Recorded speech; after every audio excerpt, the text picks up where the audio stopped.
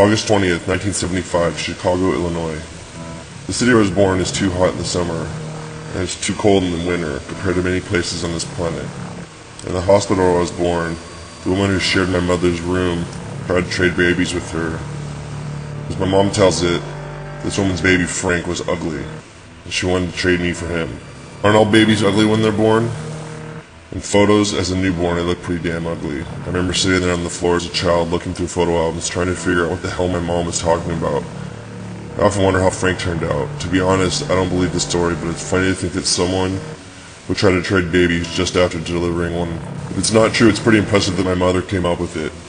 I'm not sure I'll ever have a child. I keep hearing that we're approaching into the world. Something like the alignment of our planets and our solar system will expose Earth to a black hole. I can't comprehend what that would be like. I'm not sure a child should be part of something of that magnitude. We might experience great pain and suffering, but then again, it could blow our minds and be some sort of awesome event. If it's not a black hole screwing the Earth, it's an ass-backwards political administration ripping off humanity, a water shortage, an asteroid, or the Antichrist that will, at some point, end life on this rock.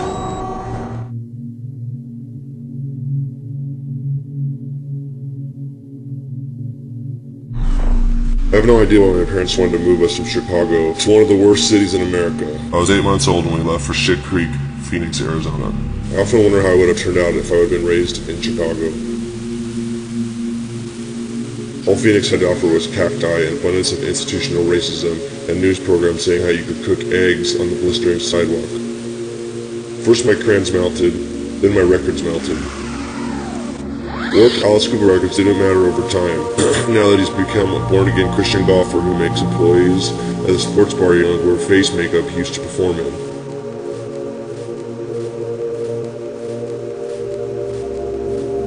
In the past, there were some okay bands from Phoenix, and some awesome skate areas if you could survive the heat, but you had to avoid being cooked like an egg on the miles and miles of sidewalk. 127-degree weather was hell. At least it felt like hell when I watched the heat rise from Phoenix's giant asphalt grid. I'm surprised that branding my dog or ballooning my cat didn't die of heat exhaustion. We had a slew of bunnies over the years, and some of them did die from it. We put ice packs out for them to lay on, but even that wouldn't save them. Occasionally, the females had babies, and the fathers would kill them, leaving a bloody mess of bunny babies for us to deal with. They were cute, but none of them ever lived long, if they managed to beat the heat. My earliest childhood memories are being dropped off at the air-conditioned indoor mall trying to stay cool. I could not avoid the Van skate shop placed among the garbage of consumerism. It was there that skateboarding became a prominent part of my early childhood. Back then, skateboarding embodied the nasty punk ethics that would essentially raise me.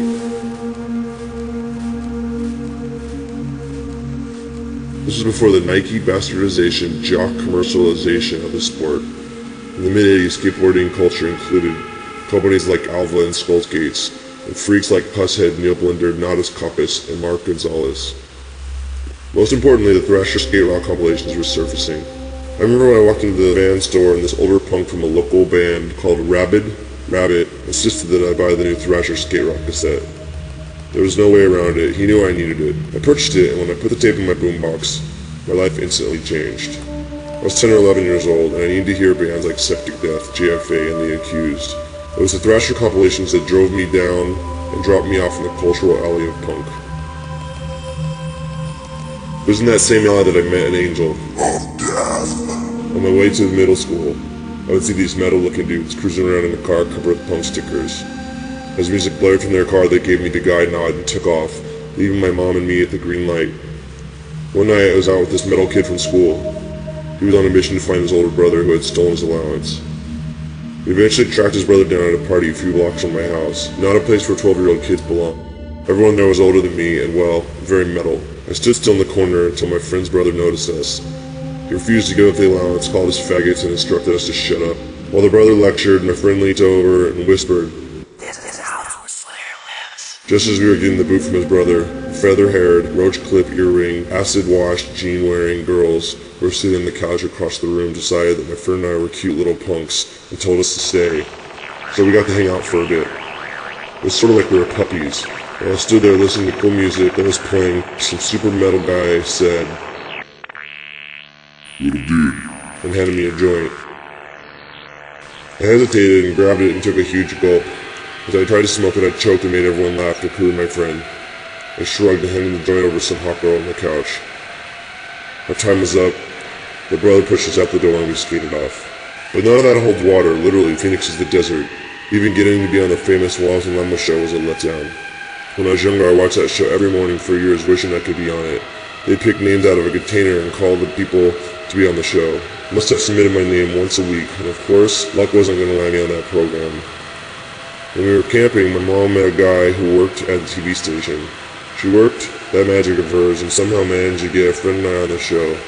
See, this is a second-rate kids television program with an odd mix of subtle pedophilia, shitty cartoons, a crappy slush puppet machine, and random, who gives a shit guests. When I went on the show, I got to sit in the very corner of the TV audience. I showed up on the camera a couple of times because of the bright yellow eyes-on shirt my mom made me wear. But even though the show was just like all the other low-budget crap that kids ate up, I still have to give it to my mom. She had an amazing ability to scan things and hook up cool stuff. From getting to meet David Prowse, the actor who played Darth Vader, to getting to see the Thriller tour, even though Michael Jackson canceled the Phoenix date because the show didn't sell out, to having her friend sell me a kick-ass van with hidden compartments and Star Wars curtains to take on tour with my first band. My mom always did cool stuff. Plus, she created a real Arizona paint job. Me.